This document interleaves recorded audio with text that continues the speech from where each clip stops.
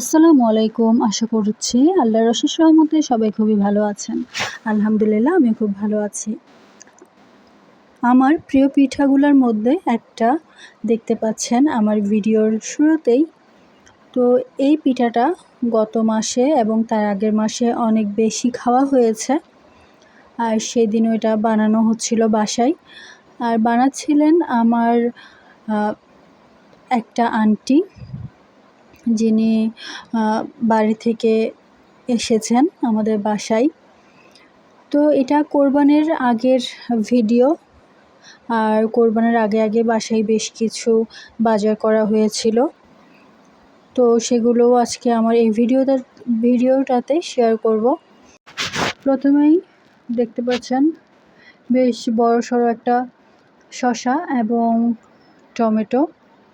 তো এখানে টমেটো আনা হয়েছিল মূলত মাছে ব্যবহার করার জন্য। আর যেহেতু তখন বেশ গরমকালই বলা চলে, তাই জন্য টমেটো আনার কিন্তু কোনো কারণই ছিল না। তারপর যেহেতু মাছ আনা হয়েছে, তাই জন্য অল্প করে টমেটো আনা হয়েছে। তো এখানে আমাকে ভিডিও করে দিচ্ছিল আমার বোনের মেয়ে ইলিয়া। তো সেজন্য কিছুটা ভিডিও ক্যানভাসের বাইরে চলে গিয়েছে। তো যাই হোক, ছোটো মানুষ আমাকে হেল্প করেছে, সেটাই অনেক। আর এখানে দেখতে পাচ্ছেন মাছ আনা হয়েছে বলেছিলাম, সেই মাছ এবং সাথে অল্প কিছু চিংড়িও আনা হয়েছে সেগুলো।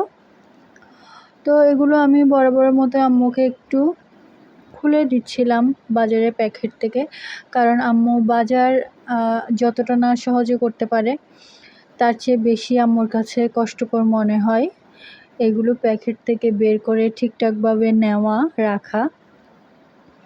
তো তাই জন্য ওটা আম্মুকে করে দিচ্ছিলাম। আর এরপর আমাদের বাসায় আরও কিছু শুকনো বাজার আনা হয়েছিল, সেগুলো একটু ভিডিও করেছি। তবে সব আমি ভিডিও করতে পারিনি, কারণ আমি আমার পেজের জন্য একটা ভিডিও করতে চাচ্ছিলাম এই গরম মশলাগুলো নিয়ে। তো এগুলো আমি আম্মুকে আমার জন্য আনিয়েছিলাম। তো এখানে বেশ অনেক টাকার জিনিস আমার এগুলো, এই মশলাগুলো বাড়িতে কিন্তু ছিল।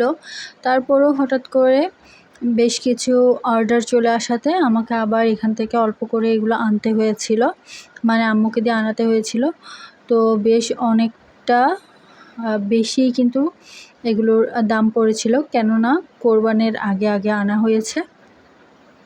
তো এখানে গরম মশলার প্রায় প্রত্যেকটা উপাদানই কিন্তু নতুন করে আবার আনা হয়েছে, কারণ হঠাৎ করে অর্ডার হওয়াতে আর বাড়িতে নেওয়া যাওয়াতে আমি আমার বাড়ির সব গরম মশলাগুলো রয়ে গিয়েছিল। তো আজকের ভিডিওটা আমি এতটুকুতেই রাখছি। ইনশাআল্লাহ পরবর্তীতে আবারও দেখা হবে আপনাদের সাথে। আল্লাহ হাফেজ।